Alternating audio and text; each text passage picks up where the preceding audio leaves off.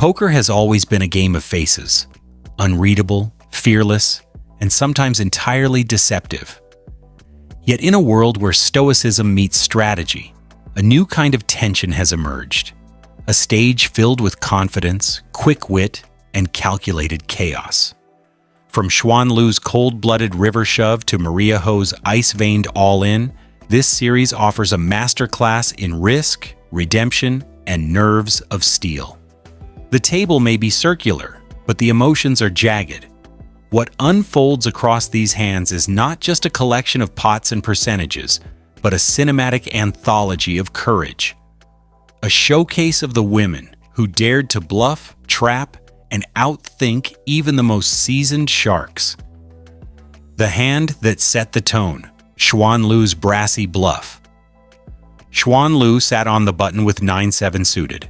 A modest hand, the kind you call with when you're feeling the rhythm of the table. The flop came 8-6-2, a board that connected perfectly with her range. She had an open ender and a flush draw, but still, there were better hands out there. Across from her, Zimnan Ziard held pocket queens, one of those hands that feels powerful, right until the board turns on you. Ziard bet, doing what every player with an overpair must do, protect the hand. Lu, however, saw opportunity in chaos. She raised to 34,000, pushing her semi-bluff into dangerous territory. The commentary framed it perfectly. She was huge, holding enough equity to justify the aggression, but still walking a tightrope. The turn brought a king of spades, no help. Ziard checked, unwilling to fold but unsure of his ground. Lu fired again, 56,000, leaving herself a pot-sized shove behind. The river was an 8 of spades, the ultimate blank. Her draws had missed. Every path to victory now required sheer nerve. And that's exactly what she found. Lu moved all in, pushing her entire tournament life into the middle with nothing but 9 high. Ziard's face twisted into a tortured half-smile. His queens looked small now. Every instinct screamed call. Yet every analysis whispered fold. He tanked, counted, hesitated, and finally released his hand. It was poker in its purest form. Logic clashing with fear, math overridden by instinct. Lu's bluff was a symphony of courage and timing, the kind of play that makes legends out of mortals. Liv Boeree's patience rewarded. When Liv Boeree entered the next scene, she was ice in motion, a player known for intellect as much as instinct. Holding Queen Jack, she opened the pot, only to be called by the charmingly chaotic Charlie, who held a weaker hand but a stronger desire to cause trouble. The flop came queen high, giving Liv top pair, a bet, a call. Then came the turn, a heart, offering Charlie a flush draw. The river, a harmless 5. Liv's hand remained solid, but poker rarely rewards certainty. She bet for value, a measured 600, only to face a shocking all-in raise from Charlie. Suddenly, the air thickened. This was no standard hand. It was a challenge wrapped in bravado. Liv paused, her mind racing through combinations. Was this aggression born of strength or desperation? And then, with quiet confidence, she called. Her queen held, crushing Charlie's bluff and igniting the table. The commentator's tone shifted from tension to triumph. That's how it's done, ladies and gentlemen. Boeree smiled modestly, stacking her well-earned chips while Charlie muttered about rebuying. Poker, after all, has no sympathy for tilt. Jamila von Perger's one-time miracle. No poker tale is complete without a dose of absurd luck, and Jamila von Perger delivered it in cinematic style. Facing Florian Duda's ace-9, she moved all in with pocket 4s. It was a classic flip, the kind of spot where one card decides the fate of hours of play. The flop spelled disaster, an ace, clean and cruel. The camera panned to her rail, her family watching in anguish, lips mouthing silent prayers. With 1-4 already folded, Her odds dropped to a meager 2%. And then it happened. The river peeled a 4, and the room erupted. From despair to elation in a single heartbeat, Duda's expression froze, the classic poker mask unable to hide disbelief. Jamila's supporters screamed, laughed, and cried. It was the embodiment of poker's paradox. One card away from extinction, one card away from immortality. Arden Cho's Quads of Destiny. Arden Cho's hand unfolded like a movie script, one where fate toys with everyone before revealing its cruel humor. Holding pocket 5s, she raised. Across from her, Jen Shahade looked down at 6s. A quiet monster waiting to strike. Griffin, ever the reckless spark, squeezed with King-Queen, igniting the action. The flop was cinematic chaos. King 6-5. Set over set, top pair caught in the crossfire. Griffin bet, Cho raised, and Jen re-raised.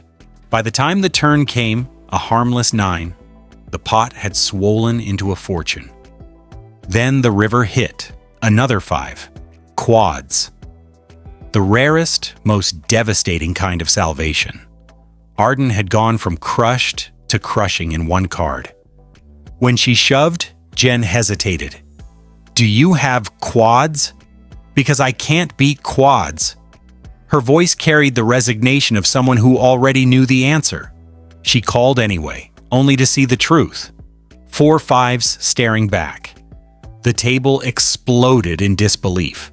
Arden, barely able to process it, smiled through shock. "That's my favorite hand," she said, almost to herself.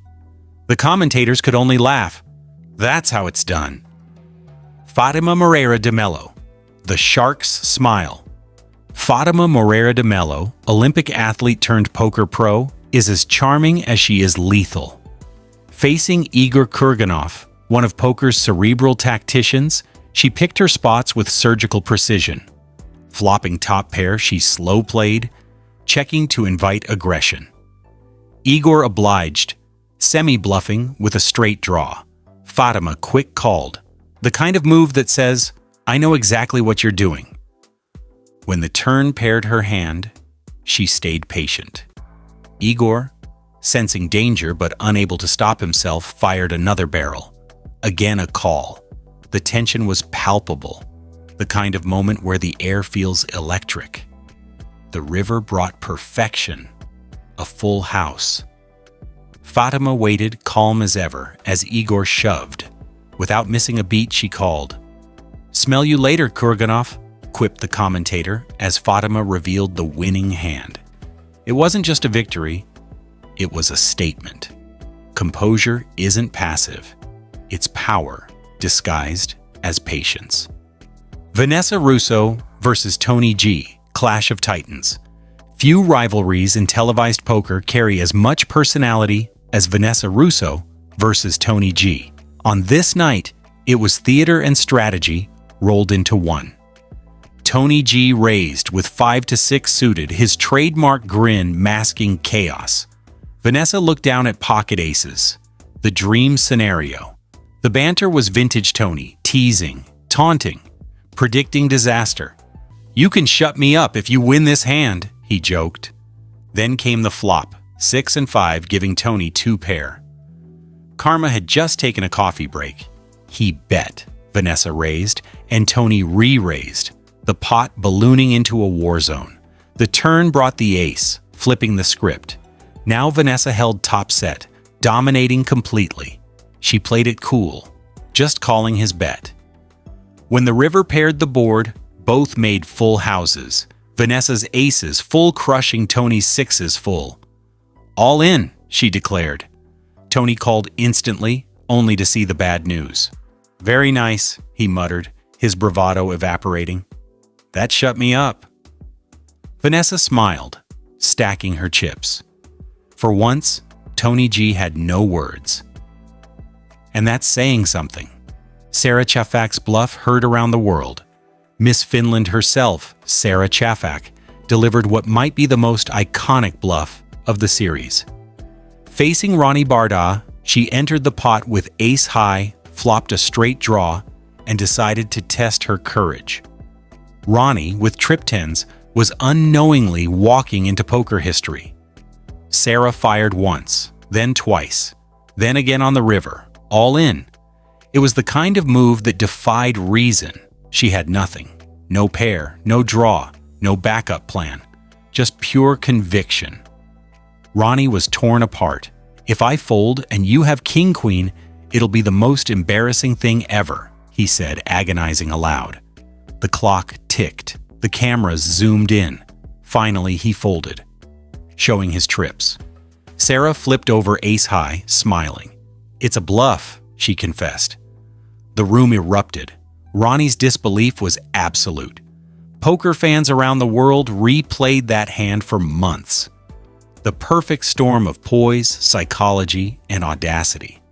If poker has a Mount Rushmore of bluffs, this one's etched in marble. Maria Ho's masterclass, in control. Few players balance intelligence and instinct quite like Maria Ho. In her hand against Isaac Haxton, a top-tier pro, she demonstrated the art of quiet dominance. Holding King-9 of diamonds, she called pre-flop. The flop came 9-9-6, trips for Maria, second pair for Ike. He bet, she called.